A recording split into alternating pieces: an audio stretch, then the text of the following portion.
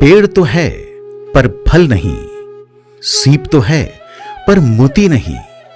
दुनिया की खूबसूरती देखें तो कैसे, नेत्र तो हैं पर ज्योति नहीं। शून्याकाश सी प्रतीत होती दुनिया, एहसास की कल्पना से दिखती दुनिया। इस लोक की खूबसूरती का रसपान करने की जागती आशा, बरसों से कालेपन के छाए कोहरे को हटाने की बढ़ती अभिलाषा।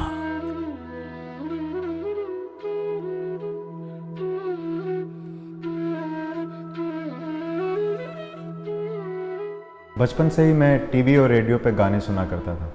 काली काली आंखें, गुलाबी होठ, नीले आसमान और सावन की रिमझिम। दोस्तों से कुछ किस्से भी सुने थे। मकर संक्रांति पे रंगों से भरा आसमान, दिवाली की रोशनी और होली में रंग बिरंगे रंग। शायद यही कारण था कि मेरा रंगों से गहरा वास्ता होता चला गया। मैंने अपनी कल्पना में रंगों को महसूस करने की कोशिश की। बचपन में किसी दुर्घटना के कारण मेरी आंख की रोशनी चली गई थी। कभी ना देख पाने वाली आंखों ने एक ऐसा सपना देख लिया था जो संभव नहीं था। मेरा रंगों से रिश्ता और शायद कुछ कर गुजरने की चाहत को ऊपर वाले ने मंजूरी दे दी थी। और हुआ यूं कि एक दिन एसएमएस से मेरे पास फ़ोन आया कि आपके लिए कॉर्निया अवेलेबल है। जानकर बहुत खुशी हुई और मेरा कॉर्निया ट्रांसप्लांट हुआ। मैं ये सारा credit I bank society of Rajasthan को देना चाहता हूँ, क्योंकि अगर वो मेरे लिए कॉर्निया अवेलेबल नहीं कराते तो शायद मेरी जिंदगी में एक ही रंग होता, डार्कनेस। लोगों की जिंदगियों में रोशनी भरना दुनिया के पुण्यतम कामों में से एक है। ऐसे ही एक पुण्य काम की शुरुआत 6 फरवरी 2002 को आई बैंक सोसाइटी ऑफ राजस्थान की स्थापना के साथ हुई। शुरुआत में सोसाइटी का संचालन इसके सदस्यों के घरों से ही हुआ। करीब 8 साल सदस्यों के घरों से एक सपने का संचालन होता रहा। आई बैंक सोसाइटी ऑफ राजस्थान की स्थापना की पृष्ठभूमि बड़ी इंटरेस्टिंग है। उन दिनों में हमारे ग्रुप में से अधिकांश लोग सरकारी नौकरी से रिटायर हुए थे और एक विचार बार बार आता था कि सोसाइटी ने हमें इतना सब कुछ दिया है, इतने सालों तक देती रही है, अब रिटर्न में हमें भी कुछ रीपे करना चाहिए। और तभी उन्हीं दिनों में EBI, I bank association of India की ने जयपुर में एक सेमिनार आयोजित की और उससे एक चीज़ सामने आई कि राजस्थान में करीब 3 लाख लोग कॉर्निया अंधता की वजह से पीड़ित है और इस समस्या का समाधान केवल नेत्रदान के द्वारा ही हो सकता है। 2001 में राखी के दिन पे सुरेश गुप्तन जी और ललिता रघुराम आए थे और उनने हेल्प किया, सपोर्ट किया वर्कशॉप करने को जेएमए हॉल में।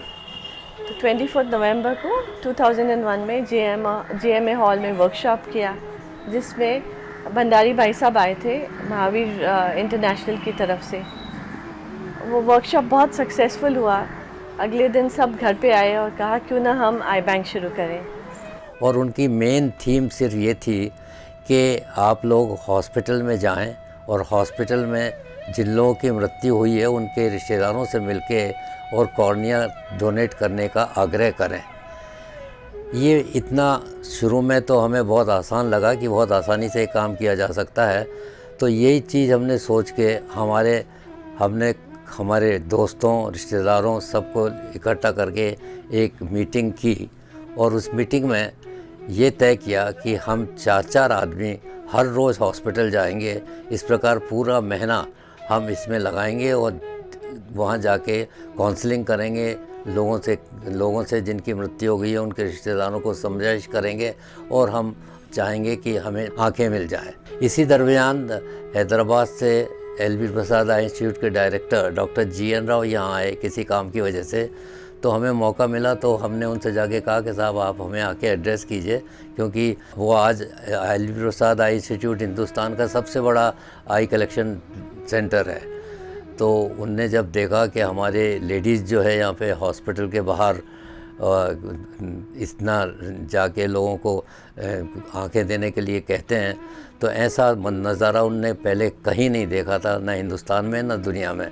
इसके बाद साल 2010 में चिकित्सा विभाग के माध्यम से मोती डोंगरी स्थित मोबाइल सर्जिकल हॉस्पिटल के कैंपस में सोसाइटी के लिए एक स्थायी भवन का निर्माण कराया। मैंने 2005 में eye bank society of Rajasthan को as its first medical director join किया।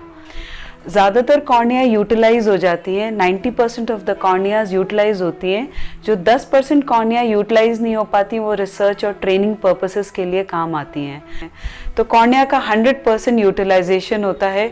कुछ एक कारण है जो पब्लिक में, जैसे हम बताते हैं कि सेप्टिसीमिया है या HIV है या लुकीमिया है, इन सब केसेस में कॉर्निया नहीं ली जाती है, मगर इन पेशेंट्स में प्रत्यारोपण किया जा सकता है। राजस्थान के पूर्व मुख्य सचिव श्री ML मेहता की अध्यक्षता में एवं सोसाइटी के सभी एग्जीक्यूटिव सदस्यों के द्वारा उनकी दूरदर्शिता से सोसाइटी ने दिनों दिन प्रगति की और नेत्रदान के क्षेत्र में अपनी एक पहचान कायम की। श्री मेहता 2002 से आई बैंक सोसाइटी ऑफ राजस्थान के अध्यक्ष रहे। उनके बाद ये जिम्मेदारी श्री BL शर्मा संभाल रहे हैं। आई बैंक सोसाइटी ऑफ राजस्थान के अध्यक्ष के नाते मुझे बहुत गर्व है कि पिछले 20 साल का हमारा सफ़र बहुत गौरवशाली था, जहां हमने करीब 76 कॉर्निया लेकर शुरुआत की थी।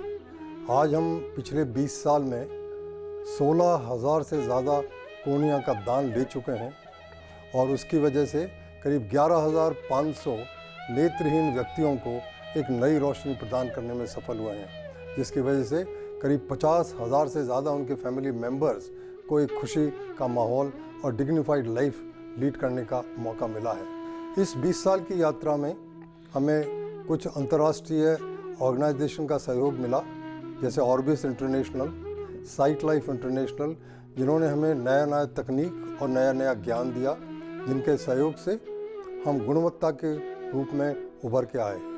आज हिंदुस्तान में करीब 150 से ज़्यादा आई बैंक हैं, परंतु उनमें से सिर्फ 10 आई बैंक ऐसे हैं जो गुणवत्ता के लिए माने जाते हैं, जिनको site life international accreditation certificate देता है।